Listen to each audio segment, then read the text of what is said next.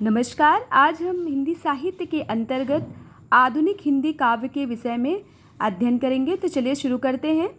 आधुनिक काव्य का फलक इतना विस्तृत है कि उसमें किन्हीं सामान्य प्रवृत्तियों को खोज पाना संभव नहीं है।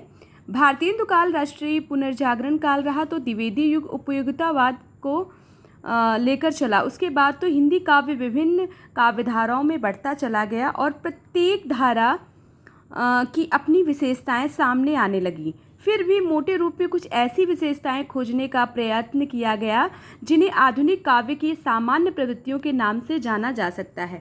यहाँ पर आप सभी को बताना चाहेंगे कि ये आधुनिक हिंदी काव्य की प्रमुख प्रवृत्तियाँ अर्थात विशेषताओं के विषय में हम आज पढ़ रहे हैं। तो चलिए, पहली विशेषता है आधुनिक हिंदी काव्य की खड़ी बोली की अभिव्यंजना शक्ति का विकास। भारतीय काल से ही काव्य में खड़ी बोली का थोड़ा बहुत प्रयोग होने लगा था और द्विवेदी युग तो प्रिय प्रवास तथा साकेत जैसे महाकाव्यों को लेकर सामने आया। छायावादी काव्य तो खड़ी बोली की अभिव्यंजना शक्ति का उत्कृष्टतम रूप लेकर उभरा। साथ ही आधुनिक काल में भाषा के नए नए प्रयोग भी हुए और खड़ी बोली अपने पूर्ण वैभव एवं निखार के साथ काव्य की समर्थ भाषा बनी, जो सूक्ष्म भावनाओं को व्यंजित करने की सामर्थ्य से युक्त थी। पढ़ते हैं ये पंक्तियाँ जो कि खड़ी बोली से संबंधित है। खड़ी बोली की काव्य पंक्तियाँ हैं।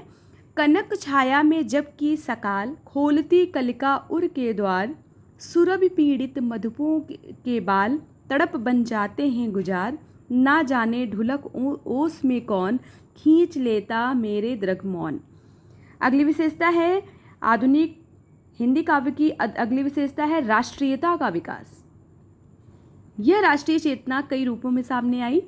स्वतंत्रता संग्राम के परिप्रेक्ष्य में देशभक्ति के साथ साथ भारत के अतीत गौरव का ज्ञान हो उठा और वर्तमान शोचनीय दशा पर विलाप भी। जाति गौरव की रक्षा की भावना और नव जागरण का संदेश भी सामने आया। जब समूचा समाज एकजुट होकर स्वतंत्रता संग्राम में कूद पड़ा तो राष्ट्रीय भावना का फलक व्यापक हो उठा। यह भावना विद्यार्थी युवा पीढ़ी के उत्थान से भी जुड़ गई और भारत दुर्दशा के साथ गरीब कृषक मजदूर की पीड़ा भी गाई गई। हिंदू मुस्लिम एकता में भी राष्ट्रीय चेतना का एक प्रमुख भाव पाया गया। इसी के साथ साथ गांधी दर्शन, अहिंसा, आत्म बलिदान, राष्ट्रहित बलिदानी शहीदों के यशोगान, स्वतंत्रता प्रेम, मानवतावाद के साथ विश्व बंधुत्व की भावना भी फूटी। भक्त के प्रभाव ने राष्ट्रीय भावना को अपने ढंग से प्रभावित किया और स्वतंत्रता के पश्चात पाक चीन आक्रमण ने तो हिंदी कवि को झकझोर ही दिया और वह गा उठा, 2 दिन तक ही जारी रखा होता ऐसे दौर को, 2 दिन तक ही जारी रखा होता ऐसे दौर को, लगे हाथ निपटा ही देते पिंडी और लाहौर को।